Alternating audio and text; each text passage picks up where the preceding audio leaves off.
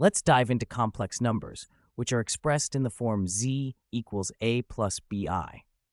These numbers extend our number system beyond the real numbers we're familiar with. In this notation, a represents the real part of the complex number. This is just a regular number that we're all familiar with from the real number line. And b is the coefficient of the imaginary part. It multiplies I, which is the imaginary unit defined as the square root of -1. This imaginary unit is what makes complex numbers so special. Now, let's visualize these complex numbers on what's called the complex plane, a geometric representation that helps us better understand their structure and relationships. The complex plane has a real axis shown in blue, which works just like the number line you're familiar with. Positive values go to the right and negative values to the left. And an imaginary axis shown in red, which represents multiples of I. Positive multiples of I go upward, while negative multiples go downward. The horizontal axis represents the real part, labeled RE for real. The vertical axis represents the imaginary part, labeled IM for imaginary. Together, these two axes create a coordinate system for complex numbers. Let's plot some complex numbers on this plane to see how this works in practice. First, let's plot 3 plus 2i. We move 3 units to the right along the real axis, and then 2 units upward along the imaginary axis.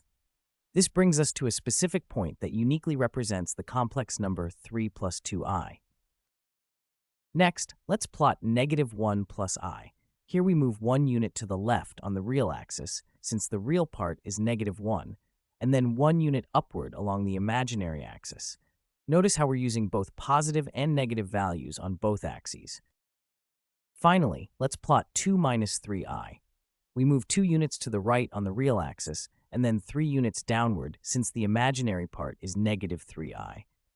The minus sign affects the direction we move along the imaginary axis. Each complex number has a unique position on this plane, similar to how coordinates work in a regular Cartesian system. The real part determines how far left or right we move, while the imaginary part determines how far up or down we move. This geometric interpretation gives us a powerful way to visualize complex numbers. Just as we can plot points in a 2D coordinate system, we can represent any complex number, a plus bi, as a point on this complex plane. Let's explore how to add complex numbers through both algebraic and geometric perspectives. Complex numbers are essential in many areas of mathematics and physics, allowing us to work with quantities that have both real and imaginary components. When adding complex numbers, we treat them just like algebraic expressions. The key insight is that we need to combine like terms, real parts with real parts, and imaginary parts with imaginary parts. In our example, we group the real terms 3 and 1 together, giving us 4. Similarly, we group the imaginary terms 2i and 5i together, resulting in 7i. This is exactly like combining like terms in algebra. Our final answer is 4 plus 7i. Notice how straightforward this process is. We've simply added the real and imaginary components separately. Now let's shift our perspective and see how this same addition can be visualized geometrically on the complex plane. The complex plane provides a powerful geometric interpretation of complex numbers. Each complex number corresponds to a point, or equivalently, a vector, on this plane. The horizontal axis represents the real part, while the vertical axis represents the imaginary part. Let's plot our first complex number, 3 plus 2i. We move 3 units along the real axis and 2 units up along the imaginary axis, giving us this blue vector. This single vector completely represents our complex number in geometric form. Similarly, for our second complex number 1 plus 5i, we move 1 unit along the real axis and 5 units up along the imaginary axis, giving us this red vector. Notice how the relative magnitudes of the real and imaginary parts affect the direction of each vector. To add these complex numbers geometrically, we use the head-to-tail method from vector addition. We translate the second vector so that its tail starts at the head of the first vector, preserving its length and direction. This is a direct visualization of how complex numbers add. The resultant purple vector from the origin directly to the endpoint represents our sum, 4 plus 7i. This perfectly matches our algebraic result. The real part 4 is the horizontal component, and the imaginary part 7 is the vertical component of this vector. This geometric interpretation reveals that complex number addition follows the parallelogram rule, just like vector addition in physics. The sum creates a parallelogram where the diagonal represents the result. This connection between algebra and geometry is one of the most elegant aspects of complex number theory, showing how 3 plus 2i added to 1 plus 5i equals exactly 4 plus 7i. Let's explore complex number subtraction on the complex plane, where complex numbers are represented as points with real and imaginary components. We'll work with the expression 4 plus 6i minus 2 plus 3i. Remember that each complex number consists of a real part and an imaginary part represented by I. Let's plot these complex numbers on our plane. The first number, 4 plus 6i, has a real part of 4 and an imaginary part of 6, placing it at coordinates 4, 6. Our second complex number, 2 plus 3i, has a real part of 2 and an imaginary part of 3, putting it at coordinates 2, 3. Complex numbers can also be represented as vectors from the origin. The length and direction of these vectors capture both the magnitude and the phase of the complex numbers. First, let's examine the algebraic method for subtracting complex numbers. We start with our expression 4 plus 6i minus 2 plus 3i. To subtract complex numbers, we work with their components separately. We subtract the real parts, 4 minus 2, and we subtract the imaginary parts, 6i minus 3i. This property follows from the distributive law of complex number arithmetic. Simplifying, we get 4 minus 2 equals 2 for the real part, and 6i minus 3i equals 3i for the imaginary part. So our final result is 2 plus 3i. Now let's visualize this subtraction geometrically. One approach is to draw a vector from the subtrahend, which is 2 plus 3i, to the minuend, which is 4 plus 6i. This vector represents the difference between them. This green vector shows us what we need to add to 2 plus 3i to get 4 plus 6i. In other words, it's the difference between them. Notice that this vector moves 2 units to the right and 3 units up, corresponding to our algebraic result of 2 plus 3i. Let's explore an alternative geometric interpretation of complex subtraction, which is often more intuitive. We can rewrite a subtraction as the addition of a negative. To subtract 2 plus 3i, we can instead add its negative, which is negative 2 minus 3i. This means reflecting the point across the origin, as shown by this dashed red vector. Using vector addition, we can add 4 plus 6i to negative 2 minus 3i by placing the second vector at the end of the first. This is essentially the head-to-tail method of vector addition, which gives us the same result as our direct subtraction. Both our algebraic and geometric approaches lead to the same answer, 2 plus 3i. On the complex plane, this is represented by this purple vector, confirming the consistency between algebraic manipulation and geometric visualization. The result of our complex subtraction is 2 plus 3i.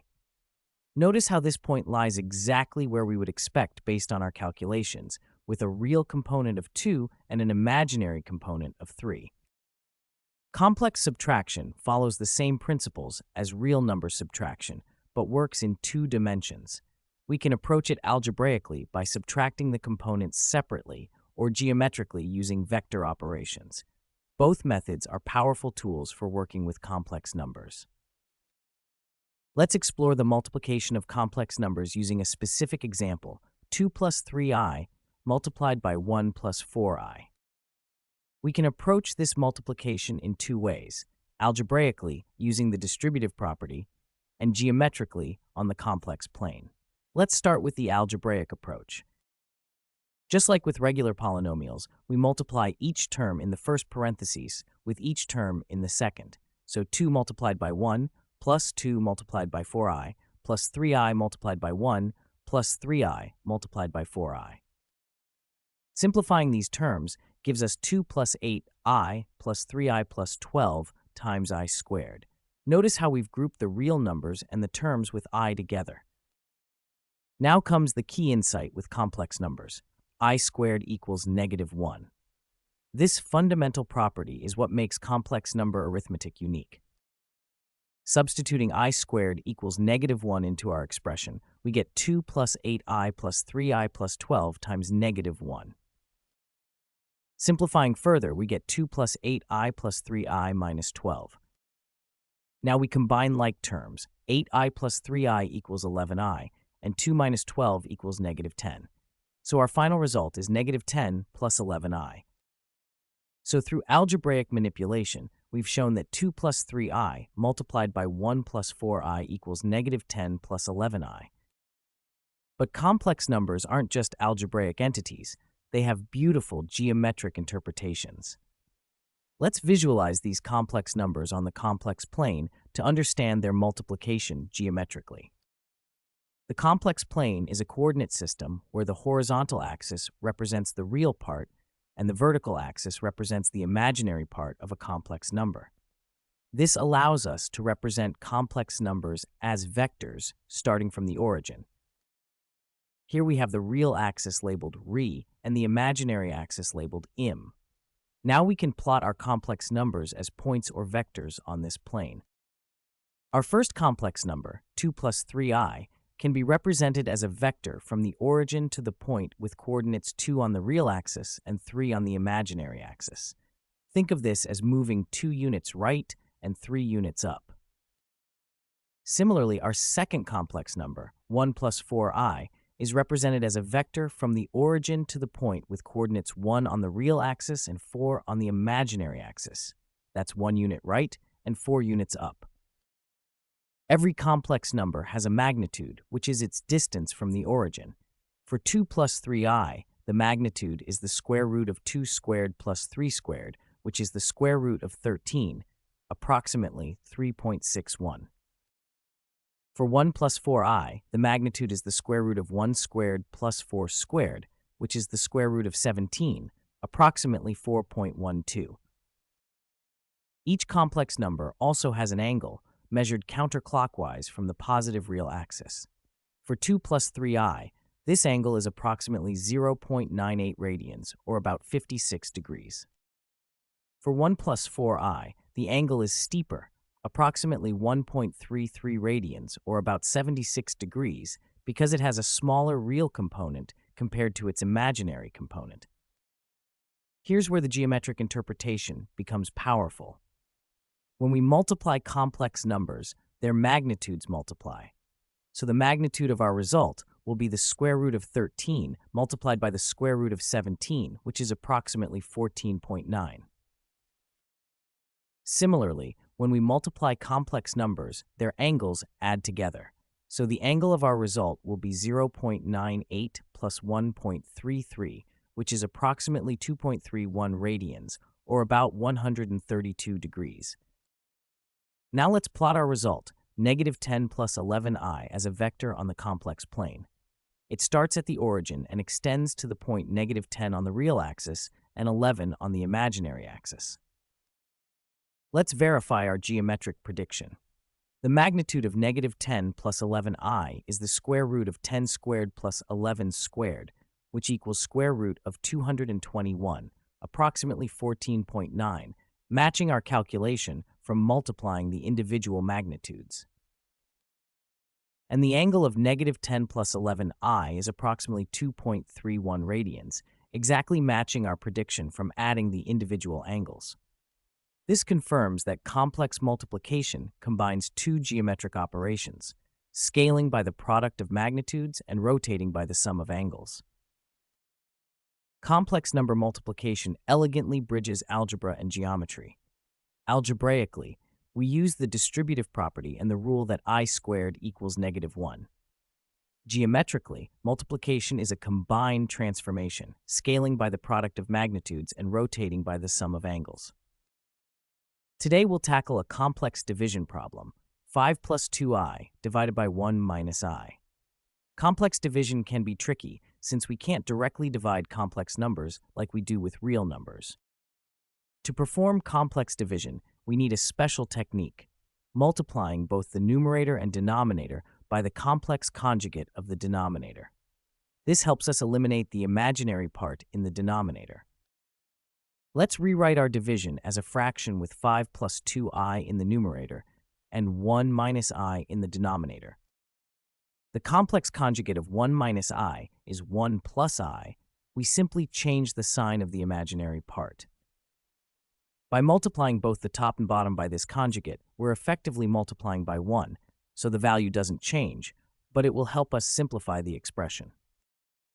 Now we need to expand both the numerator and denominator. Let's start by rewriting with parentheses to make it clear what we're multiplying. Let's expand the numerator using the FOIL method. First, outer, inner, last, just like multiplying two binomials. We multiply 5 by 1, then 5 by I, then 2i by 1, and finally 2i by I. This gives us 5 plus 5i plus 2i plus 2i squared. Notice how we're keeping the like terms separate until the next step. Now for a key step in complex arithmetic. We know that I squared equals -1. This is the fundamental property of the imaginary unit. So we have 5 plus 5i plus 2i, which we can combine to 5 plus 7i plus 2 times -1. Simplifying further, 2 times -1 is -2, so 5 plus -2 gives us 3. The imaginary part remains 7i, so our numerator simplifies to 3 plus 7i. Now let's tackle the denominator. We're multiplying 1 minus I by 1 plus I, which is a special product. It's a complex number multiplied by its conjugate. Let's expand it using the distributive property. After distributing, we get 1 plus I minus I squared. Notice something interesting here. The imaginary terms I and -I will cancel each other out. Since I squared equals -1 and the I terms cancel out, we're left with 1 minus -1. Double negative gives us positive, so that's 1 plus 1, which equals 2. This is why multiplying by the conjugate is so useful. It gives us a real number in the denominator. Now we can assemble our final answer. We have 3 plus 7i in the numerator, divided by 2 in the denominator. To divide a complex number by a real number, we simply divide both the real and imaginary parts. So 3 divided by 2 is 1.5, and 7 divided by 2 is 3.5. Our final result is 1.5 plus 3.5i. Now let's visualize this division on the complex plane to develop a geometric understanding of what complex division actually means. Here's the complex plane, where the horizontal axis represents the real part and the vertical axis represents the imaginary part. Every complex number can be visualized as a point on this plane. Let's plot our three key complex numbers. First, 5 plus 2i in red, that's our dividend. Then 1 minus I in green, our divisor. And finally, our result 1.5 plus 3.5i in yellow. Notice how they're positioned on different parts of the complex plane. Complex numbers can also be represented as vectors starting from the origin. The length of each vector represents the magnitude of the complex number, while the angle it makes with the positive x-axis represents its argument or phase. Each complex number has two key properties. First, its magnitude, written as z, which is the length of its vector. For example, the magnitude of 5 plus 2i is approximately 5.39. Second, its angle theta, measured counterclockwise from the positive x-axis. For 5 plus 2i, this angle is about 21.8 degrees. Complex division has a fascinating geometric interpretation. When we divide one complex number by another, two key transformations occur simultaneously, one affecting magnitude and one affecting angle. For magnitudes, division works just like with real numbers. The magnitude of the result equals the magnitude of the numerator divided by the magnitude of the denominator. In our example, 5.39 divided by 1.41 is approximately 3.82, which matches the magnitude of our answer. For angles, something interesting happens. The angle of the result equals the angle of the numerator minus the angle of the denominator. This is why complex division involves rotation. In our case, 21.8 degrees minus negative 45 degrees gives us about 66.8 degrees, which is the angle of our result. So geometrically, dividing by 1 minus I transforms our original number 5 plus 2I by scaling its magnitude by a factor of approximately 2.7 and rotating it counterclockwise by about 45 degrees. This geometric perspective helps us understand complex division as a transformation in the complex plane.